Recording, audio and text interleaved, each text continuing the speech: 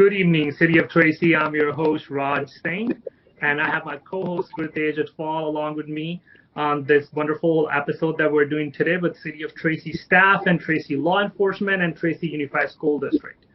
This is month of November, and as we all know, month of November around this year, it's the year, the time of festivals. We have Thanksgiving coming up, we have Christmas coming up, and overall November it's a beautiful. It's the starting of winter, fall together, great season, right? So today, why we are here together? The number one reason, first of all, is to recognize the community that I belong to and Grutesh belong to, Sikh community. So California declares month of November as a Sikh awareness and Sikh heritage month, as per the Assembly Concurrent Resolution 195, which was proposed and recognized by Assembly Member Ash Cholera from District 27th. So that is what is the significance of month of November in the for the people living in the United States from the Sikh community. And overall, the main primary focus and our talk and topic for today is the diversity and inclusion. Talking about diversity and inclusion, I feel it plays a huge role from a small firm to a big firm, from a small city to a big city, and overall in the entire country. And talking about diversity, I think I would like to start off by sharing my personal story, how I can relate to how diversity plays a beautiful role in everybody's life. I'm not born here. I was born back in India. I moved here on a foreign student visa. I came here for studying. I am a proud graduate from San Jose State. And today, if I'm speaking about diversity, it's only possible in this country. I don't know if anything can be done similar can be done in any other country that would give you this platform to talk about diversity. Why is that? Because I was given the same opportunity and same sort of resources that everybody else was provided in this country. So that's what makes it wonderful. That's what makes it beautiful, that we all openly, with our open arm and open heart, welcome diversity. And it plays a huge, vital, imperative role overall to make the world beautiful, this country beautiful. And that's why we are proud to call ourselves Americans, that we are the land of dreamers and we welcome everybody who come and shine here. So that's my statement on it, and I would like to hand over to Grutesh. So let us get moving into our show. Yeah, thank you very much, Raj. And first of all, I want to thank our city manager, assistant city manager, police chief, our HR from the HR department, Kimberly, and Brian McDonald from our Parks and Rec department, and superintendent and assistant superintendents from Tracy Unified School District. Tracy as a city, it does have multiple programs in its department which acknowledge the diversity in the city of Tracy. If we talk about the diversity is not just on the basis of the race or ethnicity, it is on the basis of age, the citizenship, we have veterans, we have economic or the wage differences, employment opportunities, we have different occupations, then people with different educational backgrounds, and some live in their own houses, some rent those, then some have some basis on their health. We have the diversity in that too.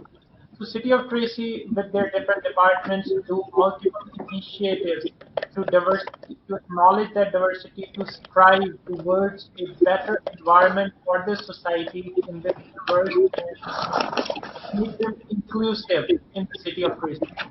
So now in today's conversation, we will request one by one to different departments. So what kind of initiatives they have in place for the diversity, and what are their expectations from the City of Tracy citizens, how they can participate with those departments, how they can help those departments to acknowledge the diversity and this inclusiveness.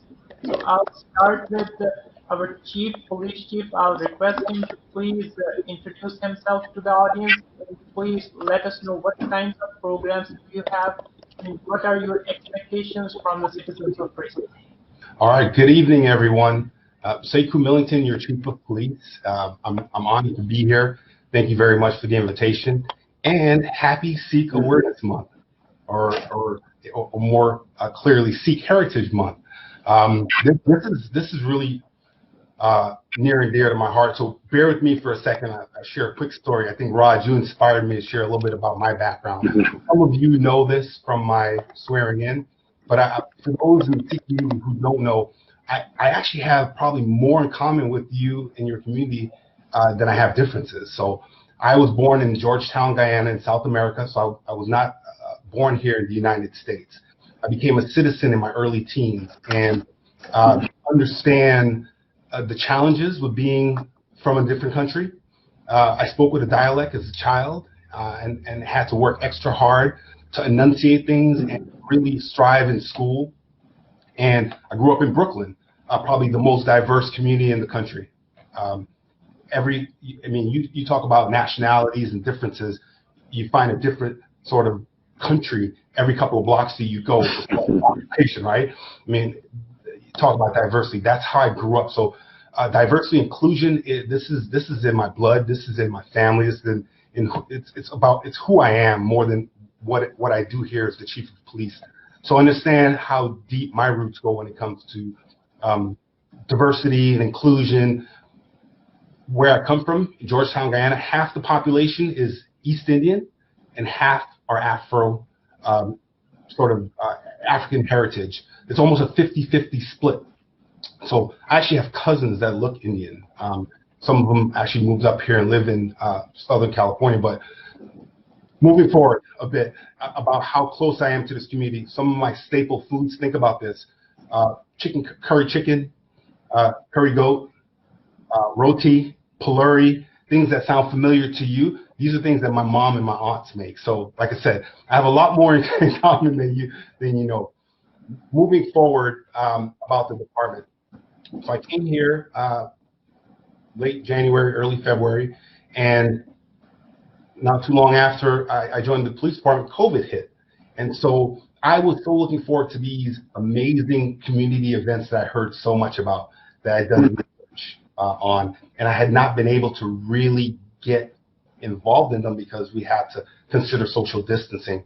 But I will tell you, one of the first things I did when I got here was start to meet the community members, community leaders, and one individual reached out to me, Jazz Singhal, who you might all be familiar with, and she actually took me around to the various Sikh members of the community, the different businesses, and introduced me, and I started dialoguing, understanding what the challenges were, understanding how we can be a better community, because your Tracy Police Department is a part of this community.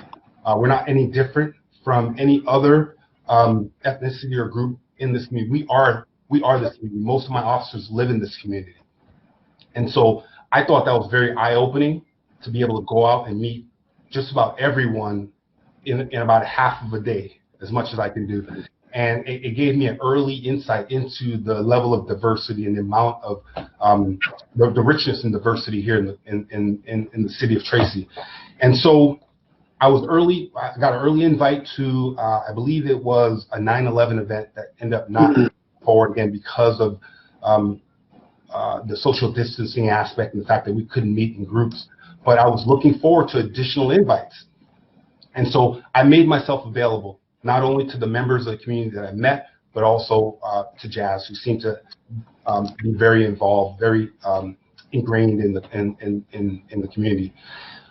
So fast forward, I started thinking about the different levels of training that we need here to ensure that we are being inclusive and considering diversity and considering the different cultures here in the city of Tracy. One of the training programs that I was able to actually locate, I found it was a friend of mine trained it, a captain from the Alameda County Sheriff's Department, and it was a cultural diversity with an introduction to cultural humility course. It's a certified course, and I was able to connect that course with my newly developed professional standards and training division, because I saw a need to enhance our training here at the police department. So we actually are expected to have that training here first quarter of next year. But I'll add to some of the training that we have. We have developed a more robust de-escalation training that speaks to how we engage with different members of the community, how we communicate with them, how we listen before acting, slowing things down, because we have such a diverse community, whether it's the Sikh community, the Hispanic community, the African American community, the Asian community. We want to make sure that we understand, first of all, what we're walking into, the differences in the culture, and how to best communicate so that we can have a situation where things escalate, right? The idea is to de-escalate those things. We have had here procedural justice training, phase 1, and again, that's just an enhanced training on fairness and inclusion, being honest when you're having conversations, giving people a voice. That's the biggest thing, right? When it comes to cultural awareness, cultural sensitivity, sometimes we don't understand the intricacies of different cultures. And so we want to be able to hear people, as opposed to the way I was trained as a young officer, and I think the way academies generally train is to get on scene and have a command presence, to control the scene and make sure we know what's going on and who's going where and what they're doing. Sometimes we've got to step back and slow down a little bit and understand that that might be a problem in a particular community when you go there and do that. No, thank you so much, Chief. We appreciate all the personal story that you shared and your vision and the kind of engagement and activities that you are bringing to this town. So we're very thankful, and thank you so much for providing the insight. We really appreciate it.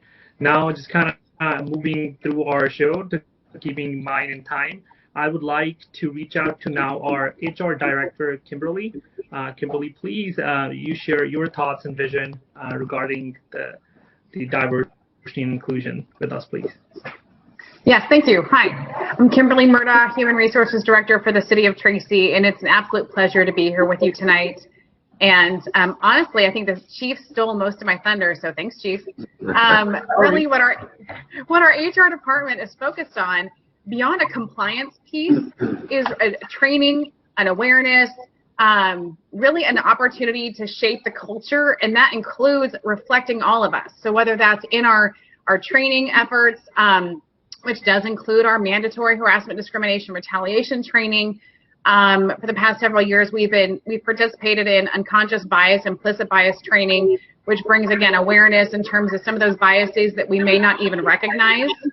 But also in terms of broadening the conversation from a global perspective down to our organization, we're talking about starting what some organizations might call an employee resource group, or opportunities to have candid conversations, open conversations within some parameters and guidelines to be able to discuss perceptions and the way that we send and receive messages around communication.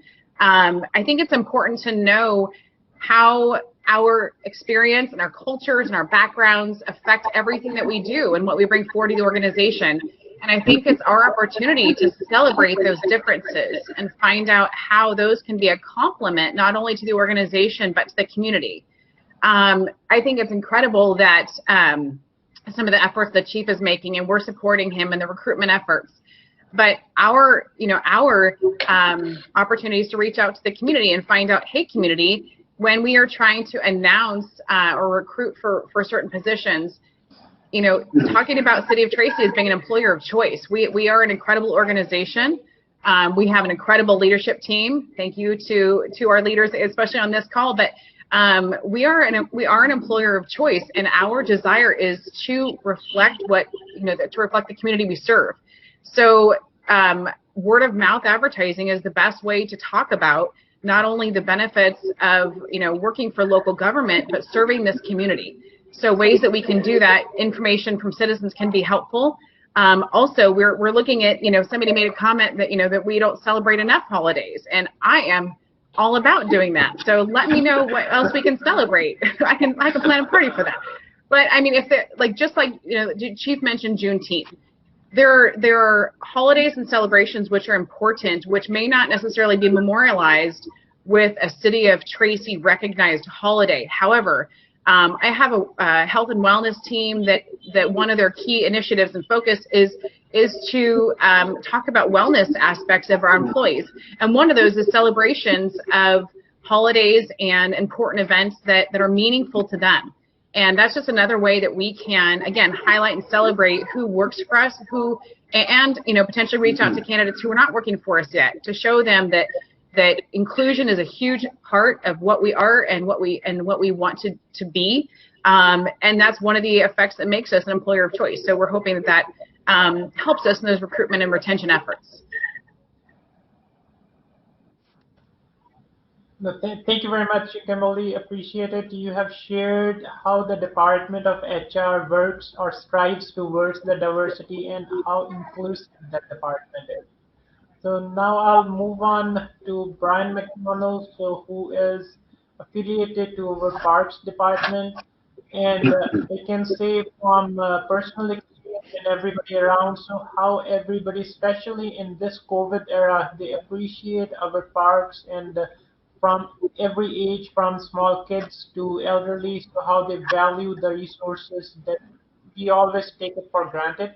So now I'll request Brian to please share how his department strives towards diversity and inclusion, and what are his department's expectations from the citizens to partner with the Parks Department to just move it to a next level. Thank you, Gurtej. I appreciate you and Raj inviting us tonight. Everybody can hear me, right? All right, good. So appreciate the time. So I'm Brian McDonald. I'm the city's Parks and Recreation Director. And for those of you who may not know me, I'm also a lifelong Tracy resident. So I've been here quite a while, and I've seen a lot of the changes we've gone through. But I think one thing as a community I've always been proud of is our diversity. We've got a lot of hardworking families that live here from all different backgrounds. Me growing up playing a lot of sports and being in schools, interacting with a lot of folks from different backgrounds, it's always resonated with me, having an opportunity to share different ideas and understand that we come from different backgrounds. And I'm also a product of the Tracy Unified School District. So whether good or bad, Dr. Stevens, I think it's been, but it's something I think we are proud of as Tracy residents, as Tracyites. And as a Parks and Recreation Director, I want to instill that in our staff and instill that in our goals and our mission. Parks and recreation throughout the state of California, is all about inclusion, about providing opportunities for all individuals, whether you have a different ability, whether you have a different socioeconomic background, whether you have a different taste in different types of recreation. I think it's our job to provide that access and affordable access to those opportunities. And if there's several ways we do that. The biggest way we can do that, and you brought it up, Tejon, is about through our park system and making sure that our park system is equitable and accessible to everybody. And so right now it's a perfect time because we're going through our Parks Master Plan update. And Raj, as a Parks Commissioner, you've had an opportunity to get your fingerprints on this a little bit, but we're really looking for kind of service gaps and where we're missing on, whether it's, hey, a certain part of town does not have the infrastructure in place for our park system. So something that we need to focus on going forward. A lot of our playgrounds, we are focusing on having inclusive playgrounds. That's been a hot topic with our community and with our Parks Commission. So as we start to renovate and replace playgrounds, we want to make sure that they are accessible to all ages and abilities.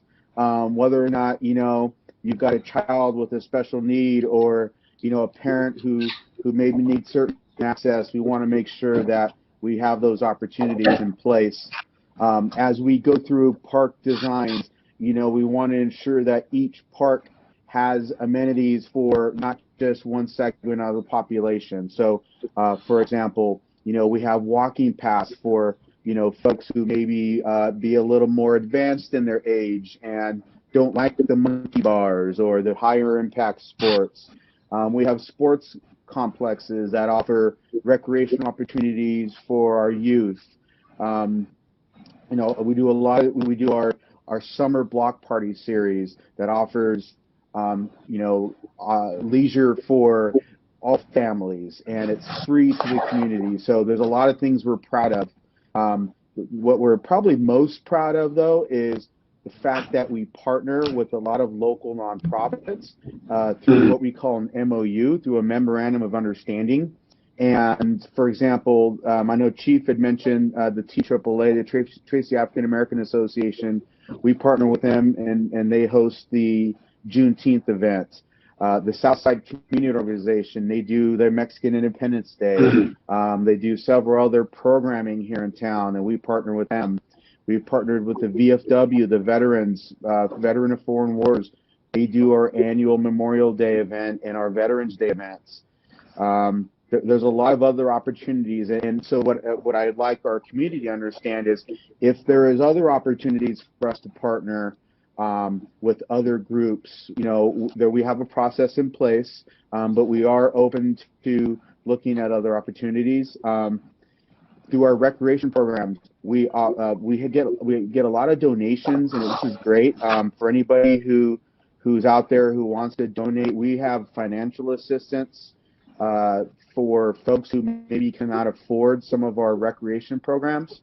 A lot of our seniors use that, and we partner with our Tracy Friends of the Parks and Community Services Foundation. So folks will often donate to that nonprofit, and then they in turn provide financial assistance for those in need.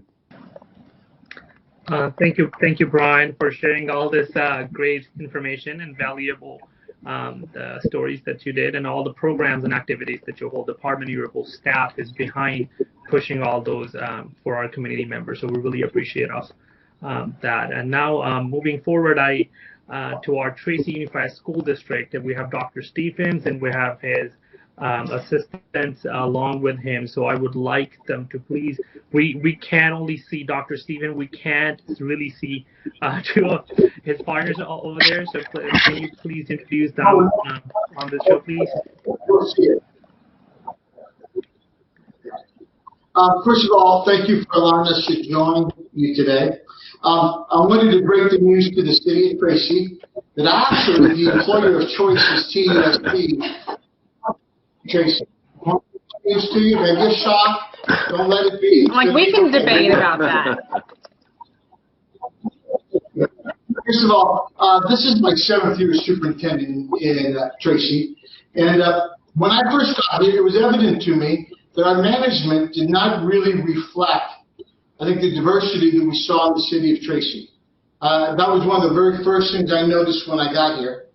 I would say in my last 7 years, I think we've hired, last time I checked, 39 school administrators, district office administrators, and I believe 20 of them were Caucasian and 19 of them were minority. So we're really working hard to get the kind of diversity in our district that I think that we need. This past June, I had 2 associate superintendents, both retired, and they were fabulous people and did a wonderful job for us. But we've replaced them with, and I have Dr. Rob Pinko on my right, which I'll move so you can see him, and Julie Stocking on my left. And you'll see that we've diversified our management. We have 3 superintendents, and we have really tried to hire not just diversity, but these 2 people beside their quality. So we really feel good about the work that we've done in that area. But I think first I'm going to turn it over to Dr. Pinko to say a few words.